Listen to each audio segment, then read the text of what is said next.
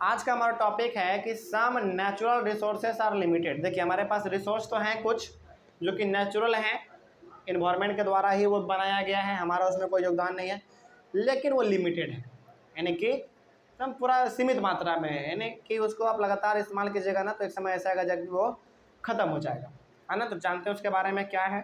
Some natural resources are exhaustible. Exhaustible का मतलब क्या, याद कीजिए, ऐसे रिसोर्स जो कि इस्तेमाल करने पे ख़त्म हो जाए, है ना।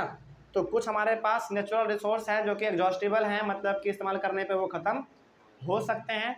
जैसे कौन कौन है, कोल, पेट्रोलियम, नेचुरल गैस, है ना। और भी हमारे पास हैं लेकिन ये तीन बहुत ही मुख्य है, बहुत ही खास है। तो कोयला हो गया, पेट्रोलियम हो गया, नेचुरल गैस हो गया। नेचुरल गैस में कौन, सीएनजी भी लिमिटेड ही है, ऐसा बात नहीं है कि अनलिमिटेड है, थोड़ा बहुत इसका भी मात्रा ठीक है। तो एलपीजी भी हमारा एक उसी में आ गया, पेट्रोलियम में ही भी आ गया हमारा, है ना। तो यानी कि चाहे वो एलपीजी हो चाहे सीएनजी हो, हालांकि ठीक है, अच्छी बात है कि सीएनजी पोल्यूशन कम करता है, लेकिन ये भी तो एक नेचुरल रिसोर्स ही है। क्या हम बनाते हैं क्या उसको, नहीं, नेचुरल रिसोर्स है वो हमारा, बस हम लोग उसको पैक करके डब्बा में कर देते हैं, पाइपलाइन के थ्रू हमारे घर आ जाता है ना, वो अलग चीज़ है। तो चाहे वो सीएनजी हो, चाहे वो एलपीजी हो, चाहे वो कोयला हो, चाहे वो पेट्रोल हो, डीजल हो, केरोसिन हो, कुछ भी हो, ये सारा का सारा हमारा नेचुरल रिसोर्स ही हैं जो कि ख़त्म हो सकता है इस्तेमाल करने पे, है ना। जैसे आप पेट्रोल को इस्तेमाल करते हैं तो क्या वो दोबारा पेट्रोल आपकी गाड़ी में आ जाता है क्या, नहीं, आपको अलग से भरवाना पड़ता है ना। चल आगे बढ़ते हैं फिर। It required the dead organisms million of years to get converted into this fuel. सही बात है, जितने भी हमारे नेचुरल रिसोर्स हैं, जैसे कि हमारा कोयला हो गया, पेट्रोलियम हो गया, नेचुरल गैस हो गया, इन सभी को मिलियंस ऑफ ईयर्स लगते हैं ना बनने में, है ना, यानी कि लाखों लाखों साल लगते हैं बनने में। साथ ही साथ बनने में इसको क्या चाहिए, डेड ऑर्गेनिज्म चाहिए। जैसे कोयला हमारा बनेगा डेड ऑर्गेनिजम्स कौन से, प्लांट से, और पेट्रोलियम किससे बनेगा, डेड एनिमल से बनेगा, है ना। लेकिन है तो दोनों ऑर्गेनिज्म ही, आप कह सकते हैं दोनों लिविंग थिंग्स ही तो हैं, चाहे वो प्लांट हो चाहे एनिमल हो। तो लाखों लाखों साल बन लगते हैं उसको बनने के लिए। तो हम लोगों को थोड़ा सा सही समय से यानी कि सोच समझ के उसका इस्तेमाल करना चाहिए, है ना। आगे बढ़ते हैं फिर। Burning of this fuels is a major cause of air pollution. सही बात है, आप कोयले को जलाइए, चाहे पेट्रोलियम को जलाइए, चाहे आप नेचुरल गैस को जलाइए। हालांकि सीएनजी पोल्यूशन कम करता है, लेकिन करता तो है ना, बहुत कम करता है पोल्यूशन, लेकिन पोल्यूशन वो क्रिएट तो करता है। आगे बढ़ते हैं फिर। तो यहाँ से आपने क्या सीखा, यहाँ से आपने ये सीखा कि चाहे कोई भी नेचुरल गैस चाहे कोई भी नेचुरल रिसोर्स हो, उसको जलाने पे वो एयर पोल्यूशन तो करेगा ही करेगा, ठीक है। आगे, their use is also linked to global warming. सही बात है, यदि आप इन सभी का इस्तेमाल कीजिएगा तो आपको क्या होगा, ग्लोबल वार्मिंग बढ़ेगा। ग्लोबल वार्मिंग बेसिकली आपके इन्वायरमेंट का टेम्परेचर बढ़ने को ही हम लोग कहते हैं ग्लोबल वार्मिंग, है ना। जैसे पहले के समय में यदि आप 20-30 साल पहले पीछे चले जाएं तो उस समय पे गर्मी के समय में उतना गर्मी नहीं लगता था, समझ रहे हैं। लेकिन आज के गर्मी के समय में देख रहे हैं 40-40 डिग्री तक चल जाता है हमारा तापमान, है ना।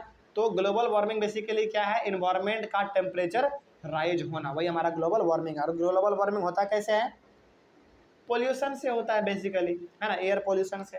चलिए, तो उसको यदि आप कम कर देंगे तो हो सकता है कि आपका ग्लोबल वार्मिंग भी कम हो जाए। आगे, it is necessary that we use this fuels only when absolutely necessary. तो ज़्यादा ज़रूरी ये है कि हम लोग इन सभी फ्यूल्स का, इन सभी ईंधन का, देखिए कोल भी हमारा क्या एक फ्यूल ही तो है, पेट्रोलियम भी एक फ्यूल है, एक नेचुरल गैस भी हमारा फ्यूल है, यानी कि ईंधन है। इस सबको हम लोग जलाते हैं तो हम लोग को हीट और लाइट मिलता है, वही तो हमारा फ्यूल होता है बेसिकली, है ना। तो ये सारा का सारा फ्यूल जरूरी है कि इनको तभी इस्तेमाल किया जाए जबकि बहुत ज़्यादा ज़रूरी हो तब, है ना। क्योंकि भाई यदि आप इसको अंधाधुंध इस्तेमाल कीजिएगा तो एक समय ऐसा आएगा जब आपको इन सभी चीज़ों के लिए तड़पना पड़ सकता है ना। तो इसका इस्तेमाल सोच समझ के किया जाए। आगे, this will result in better environment. अच्छा, यदि हम लोग इसका अच्छी तरीके से इस्तेमाल करेंगे तो इससे हमको क्या मिलेगा, क्या मिलेगा, हमको मिलेगा बेटर इन्वायरमेंट, अच्छा वातावरण मिलेगा, साफ़ सुथरा वातावरण मिलेगा। उसके बाद smaller risk of global warming, global warming का खतरा बहुत ही कम रहेगा, यानी कि इन्वायरमेंट में टेम्परेचर जो बहुत ही कम होगा, है ना। आगे, and their availability for a longer period of time. जब इसका इस्तेमाल हम लोग सोच समझ के करेंगे, कम मात्रा में करेंगे, तो बेसी बात है कि हमारे इन्वायरमेंट में बचेगा, है ना। आने वाले हमारे पीढ़ी, हमारे बाल बच्चे भी उसका इस्तेमाल कर पाएंगे, है ना। आगे बढ़ते हैं फिर। In India the petroleum conservation research association यानी कि PCRA advises people how to save petrol diesel while driving, this tips are. तो हमारे इंडिया में एक ऑर्गेनाइजेशन है जिसका नाम क्या है, पेट्रोलियम कंजर्वेशन रिसर्च एसोसिएशन यानी कि PCRA। ये ऑर्गेनाइजेशन क्या करता है, ये ऑर्गेनाइजेशन हम सभी लोगों को टिप्स देता है यानी कि एडवाइस देता है कि आपको किस प्रकार से डीजल का पेट्रोल का इस्तेमाल करना चाहिए, है ना, जब आप कार चला रहे हो तब। समझ में आ रहा है बात। चलिए, तो जब हम लोग कार को चलाते हैं, अपने गाड़ी को जब हम लोग चला रहे होते हैं, तो उस समय पे हमको किन किन बातों का ध्यान रखना चाहिए, क्या बताना चाह रहा है PCRA, इसके बारे में थोड़ा सा हम लोग जान लेते हैं। पहला क्या है, पहला है drive at a constant and moderate speed as far as possible, यानी कि अपने गाड़ी को जितना हो सके उतना नॉर्मल गति में चलाइए, ना कम ना ज़्यादा, एकदम आराम से चलाइए, क्या हड़बड़िए भाई, है ना। इसीलिए तो आप देखते हैं अपने रोड पे सावधानी हटी तो दुर्घटना घटी, ऐसा क्यों लिखा जाता है भाई। कम से कम आप ज़्यादा नहीं चला पाते हैं ना कम चला पाते हैं, कम से कम नॉर्मल चलाइए, है ना, एकदम मॉडरेट चलाइए, बड़ा एकदम कांस्टेंट स्पीड में चलिए, जल्दी जाने से कोई फ़ायदा नहीं है। आगे पहला तो ये कहता है, ये दूसरा क्या कहता है, switch off the engine at traffic light और at a place where we have to wait. दूसरा ये बात कहता है PCRA कि जब आप ट्रैफिक में फंसे हो उस समय पे अपनी गाड़ी को आप बंद कर दीजिए, या फिर आपको किसी के लिए वेट करना पड़ रहा है तो उस समय भी अपने गाड़ी को बंद कर दीजिए। क्योंकि देखिए, यदि आप बंद कीजिएगा, सॉरी, यदि आप चलाते रहिएगा तो कहीं ना कहीं पेट्रोल और डीजल तो चल ही रहा है हमारा, है ना, तो फालतू का हो रहा है, कोई काम भी नहीं हो रहा है, कोई काम भी नहीं हो रहा है और फालतू में हमारा डीजल और पेट्रोल खर्च हो रहा है।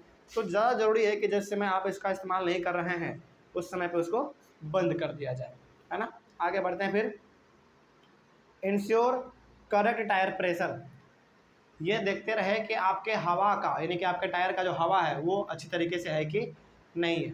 अच्छा, कभी आपने गौर किया है कि यदि आपके टायर का हवा कम रहता है तो आपका गाड़ी बहुत ही धीमा भागता है। साइकिल में आप इसको इस्तेमाल ज़रूर गौर कीजिएगा, जब आपके साइकिल का हवा कम रहता है तो समय पर आपका साइकिल बहुत ही धीरे चलता है। उसी प्रकार से यदि आपके गाड़ी में हवा कम रहेगा आपके टायर का तो गाड़ी बहुत ही धीरे चलेगा, है ना। गाड़ी धीरे तो चलेगा, आप समय से पहुंच भी नहीं पाएंगे, साथ ही साथ आपका डीजल भी ज़्यादा खत्म हो जाएगा। आपको लगेगा कि अरे भाई हम तो पहुंच भी नहीं पाए और मेरा डीजल खत्म हो गया, है ना। तो ज़्यादा ज़रूरी है कि आपके गाड़ी का जो प्रेशर है यानी कि जो हवा है उसमें वो हमेशा आप चेक करते रहें, है ना, उसमें चेक करते रहे कि कम है कि बेसी है। आगे बढ़ते हैं फिर, ensure regular maintenance of the vehicle, इसके साथ ही साथ आप अपने हमेशा गाड़ी का ध्यान रखते रहें, ना, टूट फोड़ तो नहीं हो गया, उसमें किसी प्रकार का खराबी तो नहीं आ गया है, इसके बारे में भी आप बार बार उसको चेक करते रहें, ठीक है।